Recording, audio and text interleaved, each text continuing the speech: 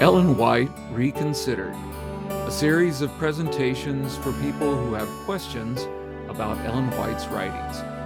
Today, our subject will be putting the pieces together right. Hi, I'm Pastor Kevin Morgan, and I'm glad you could join me today for our study of Ellen White's writings. We're going to talk about how to reconstruct history. And that's a really interesting process. And as I have been working on early Adventist history and Ellen White's early life, I've been looking at a lot of documentary evidence. And I've come to the conclusion, looking at the way that other people have reconstructed, and sometimes thinking that they haven't done it quite right, I recognize that putting history together, reconstructing history, is sort of like putting a jigsaw puzzle together. Only there's a difference. With a jigsaw puzzle, the box comes with all of the pieces that you need, and each of the pieces is carefully cut so that they lock together in only one way.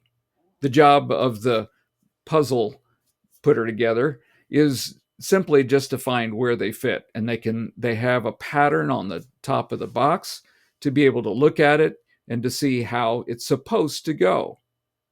You don't have that for history. For history, you get an assorted number of pieces that are given to you. Sometimes those pieces have been shaped a little bit by somebody else. Sometimes you don't know whether you have all the pieces or not.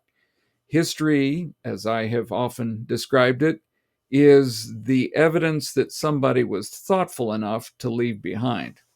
So sometimes you don't have direct evidence. You have to use indirect evidence. And so the putting of the pieces together takes a lot more thought and perseverance, because you may discover that you're missing some parts. The thing I discovered about historians when I was taking classes at Appalachian State on a master's level was that historians are curious. I was doing research on a biblical topic and talking about how that the Sabbath had changed, and I presented it to my class. It was a smaller group of students, and I thought, how are these folks going to be interested in this subject? But I was amazed how they sat forward on their seats and asked very pertinent questions about a topic that was very different from anything any of them were studying. Historians like not just how it's reconstructed. We've got different books here. This one from Graybill. This is Ron Numbers. This is Steve Daly. We've talked about his. And Herbert Douglas. And these are historians of different ability and with different perspectives. And as they put it together, one of the things that they really like, and as I mentioned in my last video, it's the endnotes or footnotes. I really enjoy that, because if a historian is going to carry weight with his conclusions, he's going to give you where he got his evidence. And I've discovered sometimes that historians will take what somebody else has said without curiosity, accept it at face value, and then maybe bolster that position with some experience or knowledge that they have that may not be totally related, but seem to be related. And so it reinforces in their mind that that original conclusion was correct. But I like to go back and check it out. And so, as I said, I really like the endnotes for Steve Daly's book, because it gives me a chance to check things out easily. He has all of his endnotes numbered consecutively, instead of just saying numbers 1 through 10 in chapter 1 and then 1 through 10 in chapter 2. It just keeps on going. And that really made it easier to look things up. And I've enjoyed it. Now, I want to share with you something that I just discovered as I've been putting history together, that even while I had already put my book together, there were new things and new connections that I hadn't seen before that actually brought something together even better and in sharper focus. I mentioned in the other video about a fellow by the name of Miles Grant. Miles Grant was so anti-Ellen White that he actually traveled around where she was and made presentations to counter her influence. He wrote a book, and we looked at some of the evidence in the book. He gathered evidence from other people and their perspectives, and they were all negative in his book, but he brought them together, not intending to present a fair and balanced presentation of her life, but to slant it against her. And one of the individuals that he quoted was a lady by the name of Lucinda Burdick. And we went into her history and how she had married first John Howell. She later married a guy named Burdick, and that's how she got that name. But she describes some things of Ellen White in her first year of ministry in 1845, as Ellen White was traveling about Maine, and then later she went to other places in New England to share the visions that she had to encourage people to stay on the Advent pathway. Well, what we discovered about her was that she was not actually a friend of Ellen White, which kind of changed the perspective on it. At first, it was suggested that she was a close friend of Ellen White and that she had traveled with her, and so that she knew firsthand what she was talking about. But what we discovered is that it's not necessarily that she knew her from the beginning or that she was any kind of a friend of Ellen White's. She knew of her, and perhaps she did meet her, but there's no description of her ever interaction with her. She's repeating what she knew about Ellen White, and it seems to me from what she got from others. In fact, it is her first husband, John Howell, who became an associate of Joseph Turner, who made some of the first accusations against Ellen White and put her in a negative light. Now, some of these accusations are not ones that are used today, but originally this is what they intended to do. And so we pick up the story as I started to see how that Ellen White was called to Massachusetts. She said that she received a vision that said she should go to Massachusetts, but she went there knowing some of the people, and she began to present her visions in different places. So let's pick up the story as it's told by Otis Nichols, who lived in Dorchester, Massachusetts.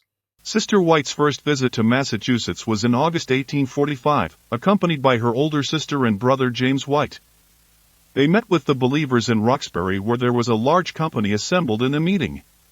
She told them they came from Maine to deliver a message from the Lord, a vision in which the Lord had shown her the travels of the Advent band, and being strangers, she was at first received rather coolly. As I was not present at the meeting, I gave the account as I received it from the principal leader. But soon after Sister White had commenced the relation of her vision, the power of the Holy Spirit was so clearly manifested that all present became convinced that the message was from the Lord, that it was a light to the remnant and a present truth, and was unanimously received and acknowledged with rejoicing. Thomas Haskins, one of the principal leaders, confessed that they had no such reviving as the present since the time of the midnight cry of 1844, and that he could walk in the strength of this refreshing for 40 days, as Elijah did on a certain occasion. But, alas! How soon was his spiritual strength tested, by the enemy, and overcome, and also the whole band in Roxbury. In less than 2 weeks afterwards, Joseph Turner, John Howell, and others from Maine destroyed all their confidence in the visions as from the Lord by convincing them that they were affected by mesmerism through the influence of Brother White, and also many other malicious falsehoods were invented and circulated to destroy the effects of her visions and their influence in Massachusetts. Thomas Haskins gave himself to Turner to aid and assist, to raise means to travel to overthrow her visions where they were received. So from Nichols, we get the general picture. She arrived in Massachusetts. She began presenting. They were a little resistant at first because she's a newcomer. They didn't know her, but they saw her earnestness. They saw the effect of her visions, and they were won over until Howell and Turner, and then he was joined by another fellow named Haskins, began to present the idea that the visions that she had were the result of mesmerism. It's understandable that Turner would project on her because he was a mesmerizer. I found articles about him mesmerizing a person in remarkable ways, and he tried to mesmerize some of the Adventists and tried to mesmerize Ellen White herself. So he was involved in mesmerism, and he assumed that's what was the effect and why she was having it, and that it was James White that was causing it. So he nullified the effect, and also Howell brought a testimony that had been signed by Elizabeth Haynes. And we talked about that as well, that Elizabeth Haynes had just signed it when she was sick to get Howell off her back. And then she regretted that she had signed it. But they used these things to undermine the influence of the visions.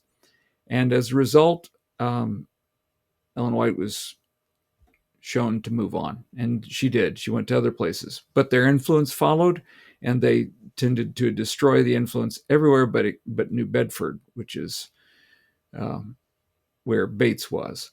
So what could they do? What influence could they have at this point? They waited a time, and Otis Nichols tells us again what happened next. After this state of things continued for some months, I proposed to Sister White and Sarah, her sister, who were then at their father's house in Portland, to come up to Boston without Brother White accompanying them, to visit the bands in Boston, Roxbury, Randolph, and wherever the war against visions was manifest, to convince them if possible that they had been deceived by their teachers.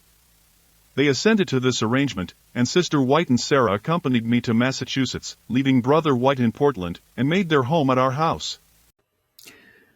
Okay, so the accusation is that Ellen White's getting her visions under the influence of James White. So the suggestion is, well, come without James White, and let's see what happens. Let's see if we can't convince them of something better.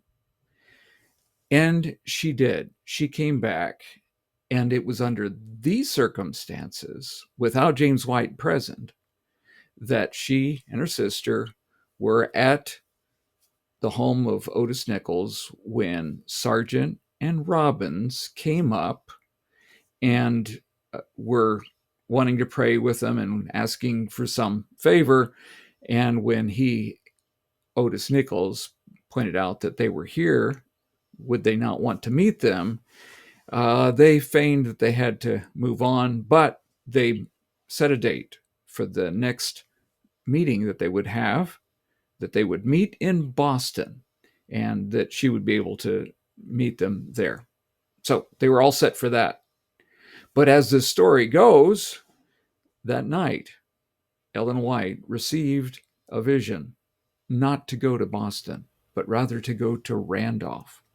Randolph was one of those places where they had turned away the influence of the visions. So she showed up, and Sargent and Robbins had gone there instead of going to Boston. And so God thwarted their plot by bringing them right where they were. And she came in. They had a break in the service as they arrived and had a meal. And then when they came back for the service in the afternoon, it was then that Ellen White went off in vision. And they tried to disturb the service and tried to sing over her and speak over her. And she continued in vision and was also speaking while she was in vision. And she picked up a Bible because they had taken it and laid it on her because they heard that if they did that, it would stop somebody who was in one of those kinds of trances. And instead of it stopping her, she picked it up and she started quoting the scriptures, and her sister and others were able to look on as she was holding it up above her line of sight, and she was quoting scriptures that pointed to the fanaticism of those that were the leaders there. And it lasted for some time. So we put that together, and we see that actually that notable event was the answer to the false explanations of her visions. And as we put these pieces together, we get a better glimpse of what Ellen White's visions were about, and that they were not under her control or under the control of James White, but that God provided as the light was needed. Thanks for joining us. Until next time.